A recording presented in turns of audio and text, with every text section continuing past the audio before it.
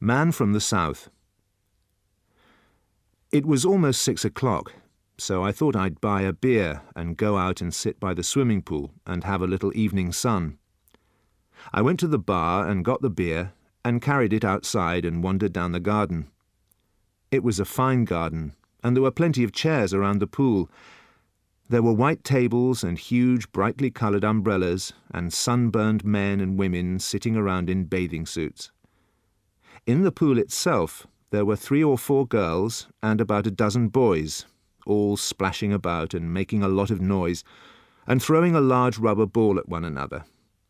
I stood watching them. The girls were English girls from the hotel.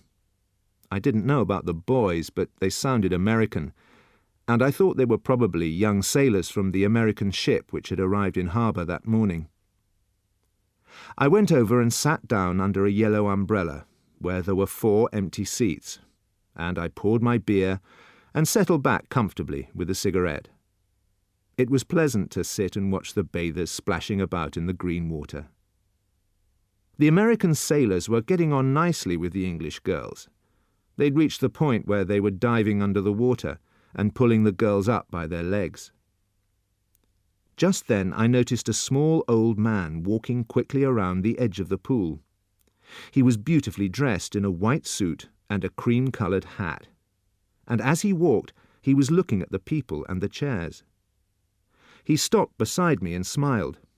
I smiled back. "Excuse me, please, but may I sit here?" "Certainly," I said. "Go ahead." He inspected the back of the chair for safety. Then he sat down and crossed his legs. "A fine evening," he said. "They are all fine evenings here in Jamaica." I couldn't tell if his accent was Italian or Spanish, but I felt sure he was some sort of a South American. He was old, too, when you looked at him closely. Probably around 68 or 70. "Yes," I said. "It's wonderful here, isn't it?" "And who are all these? These are not hotel people." He was pointing at the bathers in the pool. "I think they're American sailors," I told him. "Of course they are Americans. Who else in the world is going to make as much noise as that? You are not American, no?" "No," I said, "I am not." Suddenly one of the young sailors was standing in front of us. He was still wet from the pool, and one of the English girls was standing there with him. "Are these chairs free?" he said. "Yes," I answered. "Mind if I sit down?" "Go ahead." "Thanks," he said. He had a towel in his hand, and when he sat down he unrolled it and produced a packet of cigarettes and a lighter. He offered the cigarettes to the girl, but she refused. Then he offered them to me, and I took one. The old man said, "Thank you, no, but I think I will have a cigar." He took a cigar out of his pocket. Then he produced a knife and cut the end off it. "Here, let me give you a light." The American boy held up his lighter. "That will not work in this wind." "Sure it'll work. It always works." The old man removed the cigar from his mouth, moved his head to one side, and looked at the boy. "Always?" he said slowly. "Sure, it never fails. Not with me, anyway." "Well, well. So you say this famous lighter never fails. Is that what you say?" "Sure," the boy said. "That's right." He was about 19 or 20, with pale skin and a rather sharp nose. He was holding the lighter in his hand, ready to turn the little wheel. He said, "I promise you, it never fails." "One moment, please." The hand that held the cigar came up high as if it was stopping traffic. "Now just one moment." He had a curiously soft voice and kept looking at the boy all the time. He smiled. "Shall we not make a little bet on whether your lighter lights?" "Sure, I'll bet," the boy said. "Why not?" "You like to bet?" "Sure, I'll always bet." The man paused and examined his cigar. And I must say I didn't much like the way he was behaving. It seemed he was trying to embarrass the boy, and at the same time I had the feeling he was enjoying a private little secret. He looked up again at the boy and said slowly, "I like to bet too. Why don't we have a bet on this thing? A big bet." "Now, wait a minute," the boy said. "I can't do that. But I'll bet you $1. I'll even bet you 10, or whatever the money is over here." The old man waved his hand again. "Listen to me. Let's have some fun. We make a bet. Then we go up to my room here in the hotel, where there's no wind, and I bet you cannot light this famous lighter of yours 10 times, one after another, without missing once." "I'll bet I can," the boy said. "All right, good. We make a bet, yes?" "Sure. I'll bet you $10. No. I am a rich man, and I am a sporting man also. Listen to me. Outside the hotel is my car. It's a very fine car. An American car from your country. Cadillac." "Now, wait a minute." The boy leaned back and laughed. "I can't offer you anything like that. This is crazy." "It's not crazy at all. You strike the lighter successfully 10 times, and the Cadillac is yours. You'd like to have this Cadillac, yes?" "Sure, I'd like to have a Cadillac." The boy was still smiling. "All right, fine. We make a bet, and I offer my Cadillac." "What do I offer?" The old man said, "I never ask you, my friend, to bet something that you cannot afford. You understand?" "So, what do I bet?" "I'll make it easy for you, yes?" "Okay, you make it easy." "Some small thing you can afford to give away, and if you did lose it, you would not feel too bad, right?" "Like what?" "Like, perhaps, the little finger on your left hand." "My what?" The boy stopped smiling. "Yes, why not? You win, you take the car. You lose, I take the finger." I don't understand. How do you mean, you take the finger?" "I chop it off." "That's crazy. I think I'll just bet $10. Well, the old man said. "I do not understand. You say it lights, but you will not bet. Then we forget it, yes?" The boy sat quite still, staring at the bathers in the pool. Then he remembered that he hadn't lit his cigarette. He put it between his lips, opened the lighter and turned the wheel. It lit and burned with a small, steady yellow flame, and the way he held his hands meant that the wind didn't get to it at all. "Could I have a light too?" I said. "God, I'm sorry. I forgot you didn't have one." He stood up and came over to light my cigarette. There was a silence then, and I could see that the old man had succeeded in disturbing the boy with his ridiculous suggestion. He was sitting there very still, obviously tense. Then he started moving about in his seat and rubbing his chest and stroking the back of his neck. Finally, he placed both hands on his knees and began tapping his fingers against them. Soon he was tapping with one of his feet, too. "Now just let me check I understand," he said at last. "You say we go up to your room, and if I make this lighter light 10 times, one time after another, I win a Cadillac. If it misses just once, then I lose the little finger of my left hand. Is that right?" "Certainly. That is the bet. but I think you are afraid." "What do we do if I lose? Do I have to hold my finger out while you chop it off?" "Oh, no. That would not be good. And you might refuse to hold it out. What I would do is tie one of your hands to the table before we started, and I would stand there with a knife, ready to chop the moment your lighter missed." "How old is the Cadillac?" "How old? It is last year's. Quite a new car. But I see you are not a betting man. Americans never are." The boy paused for a moment, and he glanced first at the English girl, then at me. "Yes," he said suddenly, "I'll bet you." "Good!" The old man clapped his hands together. "Fine!" he said. "We will do it now. And you, sir," he turned to me, "you would perhaps be good enough to, what do you call it, to referee." "Well," I said, "I think it's a crazy bet. I don't like it very much."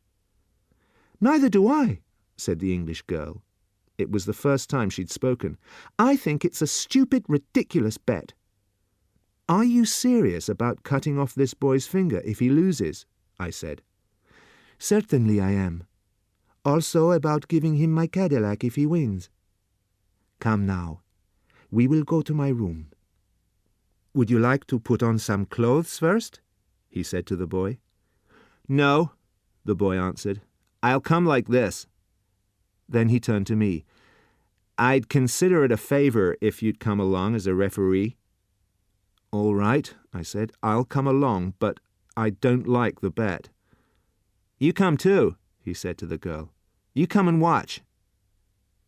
The old man led the way back through the garden to the hotel. He was excited now, and that seemed to make him walk with more energy. "Would you like to see the car first? It's just here." He took us to a pale green Cadillac. "There it is, the green one. You like?" "That's a nice car," the boy said. "All right. Now we will go up and see if you can win her." We all went up the stairs and into a large, pleasant double bedroom. There was a woman's dress lying across the bottom of one of the beds.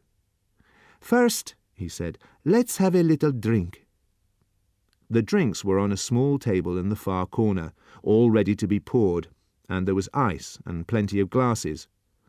He began to pour the drinks, and then he rang the bell, and a little later there was a knock at the door, and a maid came in.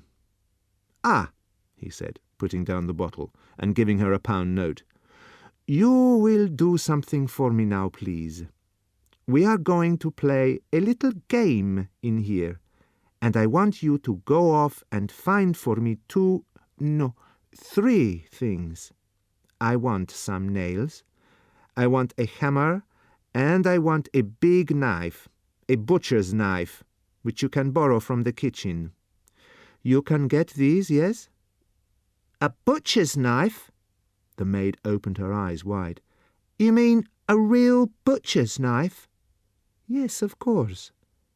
Come on now, please. You can find those things surely for me." "Yes, sir, I'll try. I'll try to get them." And she went.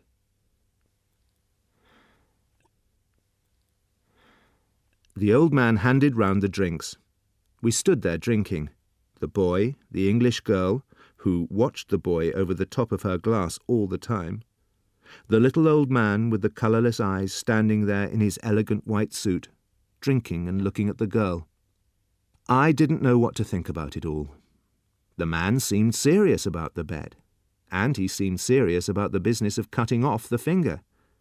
But what would we do if the boy lost? Then we'd have to rush him to hospital in the Cadillac that he hadn't won. It would all be a stupid, unnecessary thing, in my opinion. "Before we begin," the old man said, "I will present to the referee the key of the car." He produced the key from his pocket and gave it to me. "The papers," he said, "and the insurance are in the pocket of the car." Then the maid came in again. In one hand she carried a butcher's knife, and in the other a hammer and a bag of nails. "Good! You got them all. Thank you, thank you. Now you can go." He waited until she had gone. Then he put the things on one of the beds and said, "Now we will prepare ourselves, yes?" The old man moved the little hotel writing desk away from the wall and removed the writing things. "And now," he said, "a chair." He picked up a chair and placed it beside the table. "And now the nails. I must put in the nails." He fetched the nails and began to hammer them into the top of the table. We stood there, the boy, the girl, and I, watching the man at work. We watched him hammer 2 nails into the table, about 15 centimetres apart, allowing a small part of each one to stick up. Then he tested that they were firm with his fingers. Anyone would think that he had done this before, I told myself. He never hesitated. Table, nails, hammer, knife. He knows exactly what he needs and how to arrange it. "And now," he said, "all we want is some string." He found some string. "All right. At last we are ready. Will you please sit here at the table?" he said to the boy. The boy sat down. "Now place the left hand between these 2 nails. The nails are only so that I can tie your hand in place." "All right, good. Now I tie your hand securely to the table. Like that." He tied the string around the boy's wrist, then several times around the wide part of the hand. Then he tied it tightly to the nails. When he finished, it was impossible for the boy to pull his hand away, but he could move his fingers. "Now, please, make a fist, all except for the little finger. You must leave the little finger sticking out, lying on the table." "Excellent, excellent. Now we are ready. With your right hand, you light the lighter. But one moment, please." He hurried over to the bed and picked up the knife. He came back and stood beside the table with the knife in his hand. "We are all ready," he said. "Mr. Referee, you must say when to begin." "Are you ready?" I asked the boy. "I'm ready." "And you?" to the old man. "Quite ready," he said, and he lifted the knife up in the air and held it there about 60 centimetres above the boy's finger, ready to cut. The boy watched it, but he didn't react, and his mouth didn't move at all. He only raised his eyebrows and frowned. "All right," I said. "Go ahead." The boy said, "Will you please count aloud the number of times I light it?" "Yes," I said, "I'll do that." With his thumb he raised the top of his lighter, and again with his thumb he turned the wheel sharply. There appeared a small yellow flame. "1," I called. He didn't blow the flame out. He closed the top of the lighter on it and waited for perhaps 5 seconds before opening it again. He turned the wheel very strongly, and once more there was a small flame. 2. No one else said anything. The boy kept his eyes on the lighter. The man held the knife up in the air, and he too was watching the lighter. 3. 4. 5. 6. 7. Obviously it was one of those lighters that worked. I watched the thumb closing the top down onto the flame. Then a pause. Then the thumb raising the top once more. The thumb did everything. I took a breath, ready to say 8. The thumb turned the wheel. The little flame appeared. 8, I said. And as I said it, the door opened. We all turned, and we saw a woman standing in the doorway. A small black-haired woman, rather old, who stood there for about 2 seconds, then rushed forward shouting, "Carlos! Carlos!" She grabbed his wrist, took the knife from him, threw it on the bed, took hold of the man by his jacket, and began shaking him with great strength, talking to him fast and loud and fiercely all the time in some Spanish-sounding language. She pulled the old man across the room and pushed him backwards onto one of the beds. "I am sorry," the woman said. "I am so terribly sorry that this should happen." She spoke almost perfect English. "It is too bad," she went on. "I suppose it is really my fault. For 10 minutes I left him alone to go and have my hair washed, and I come back, and he is doing it again." The boy was untying his hand from the table. The English girl and I stood there and said nothing. "He is a danger to others," the woman said. "Where we live at home, he has taken altogether 47 fingers from different people, and he has lost 11 cars. In the end, they threatened to put him away somewhere. That's why I brought him up here." "We were only having a little bet," whispered the old man. "I suppose he bet you a car?" the woman said. "Yes," the boy answered. "A Cadillac." "He has no car. It's mine. And that makes it worse," she said. "He has bet you when he has nothing to bet with. I am ashamed and very sorry about it all." She seemed a very nice woman. "Well," I said, "then here's the key to your car." I put it on the table.